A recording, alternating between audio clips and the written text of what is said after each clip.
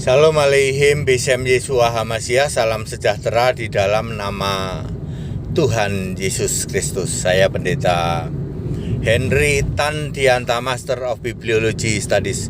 Kita akan membahas sebuah temanya begini ya, masa kegelapan Alkitab.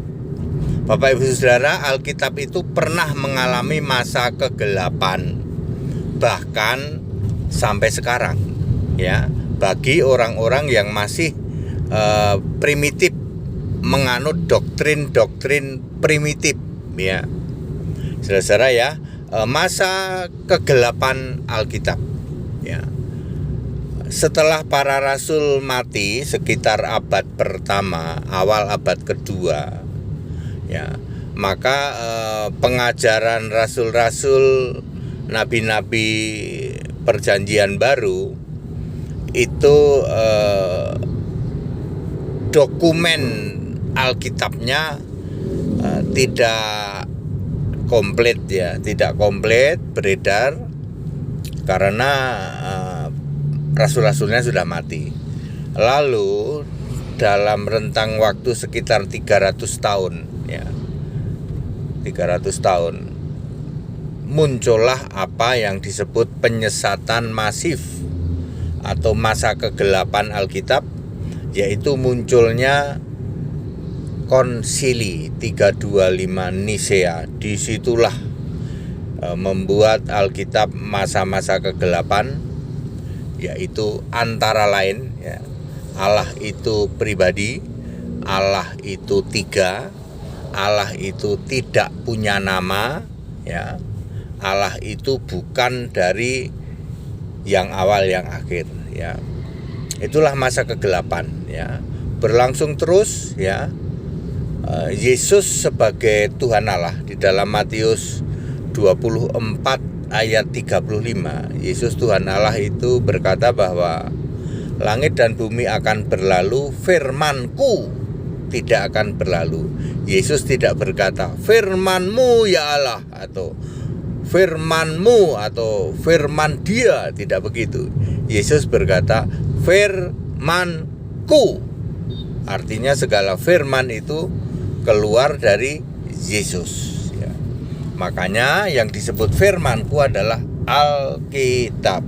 Yesus memelihara Alkitab dengan cara menyimpan tulisan-tulisan perjanjian baru, disimpan oleh murid ke murid lagi, rasul ke keturunan rasul lagi ya, disimpan di gua-gua yang namanya gua-gua di sekitar Laut Mati dalam bentuk gulungan naskah, sehingga sering disebut The Dead Sea Scroll ya, seperti itu, The Dead Sea Scroll ya. Naskah-naskah gulungan Laut Mati yang jumlahnya sekitar 900. Nah, pada masa kekelaman, karena naskah ini belum ditemukan, maka Allahnya jadi tiga ya, Allahnya jadi tiga. Allah itu tidak roh tapi pribadi ya. Pribadi satu beda dengan pribadi dua, beda dengan pribadi tiga. Jadi Allah itu bukan roh tetapi pribadi. Lalu Allah itu bukan esa, bukan satu, tapi tiga. Nah, seperti itu. Lalu itu berlangsung selama ribuan tahun ya. Dari tahun 325 Masehi sampai 1947 ya. Mulai ditemukan The Dead Sea Scroll, ditemukan ya, tentu saja atas izin dari Yesus Allah. Ditemukan itu The Dead Sea Scroll sampai tahun 5647 sampai 56, selama 9 tahun, 1947 sampai 1956. Lalu 1963 diterjemahkan dalam bahasa Inggris oleh United Bible Society. Nah, sejak saat itulah Alkitab completely at all. Saya ulang, 1963 Alkitab betul-betul sudah komplit. Nah, ternyata Allah itu esa, Allah itu satu, Allah itu roh, Allah itu Tuhan. Tidak mungkin Tuhan beda dengan Allah. Allah itu punya nama Isa Al-Masih, Alfa Omega itu Isa Al-Masih. Loh, kok jungkir balikin yang dulu, Pak ya? Kalau dulu Maha Kuasa itu Bapa, kalau dulu Allah itu tiga, kalau dulu Allah itu Tritunggal, dulu Allah itu segitiga. Setelah completely ditemukannya naskah Laut Mati, Allah itu esa, satu, roh, punya nama Isa Al-Masih dari sejak sebelum segala abad, sekarang sampai selama-lamanya. Mestinya doktrin Tritunggal gugur dong, Pak. Sejak ditemukannya tahun 1963, lalu Indonesia membuat Alkitab bahasa Indonesia terjemahan 1971-72. Ya, mestinya Tritunggal gugur dong, Pak. Segitiga gugur kan sudah ada. Fakta terbaru Alkitab komplit. Ya, mestinya seperti itu. Tapi faktanya para Tritunggal, para segitiga ini sudah kadung, sudah terlanjur kontrak mati dengan iblis. Ya, yang dimanifestasikan dalam Bapa itu ya. Bapa adalah kiasan Yesus Allah.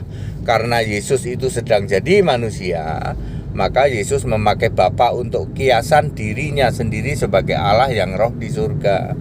Jadi ketika Allah menjadi manusia namanya Yesus, manusia fisik di bumi, di surga ada Allah yang namanya Yesus juga.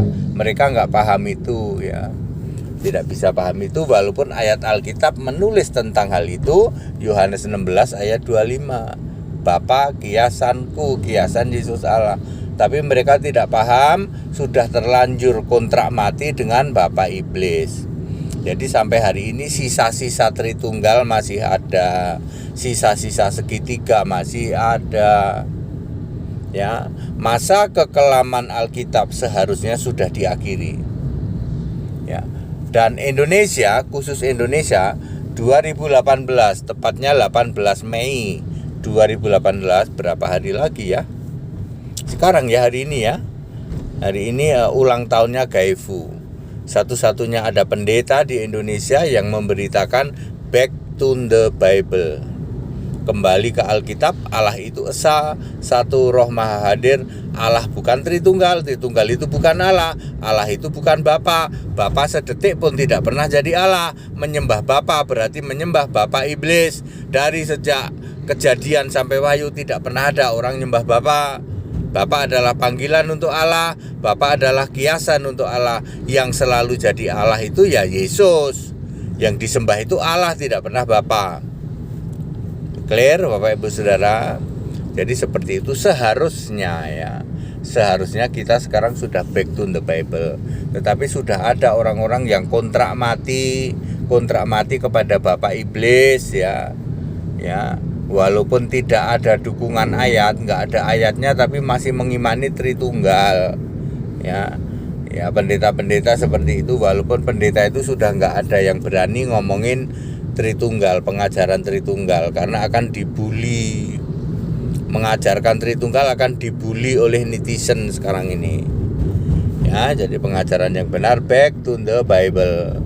Ya, masa-masa kekelaman, masa-masa kegelapan Alkitab harus segera diakhiri. That's it. Segala hormat kemuliaan untuk Yesus Kristus. Haleluya. Amin.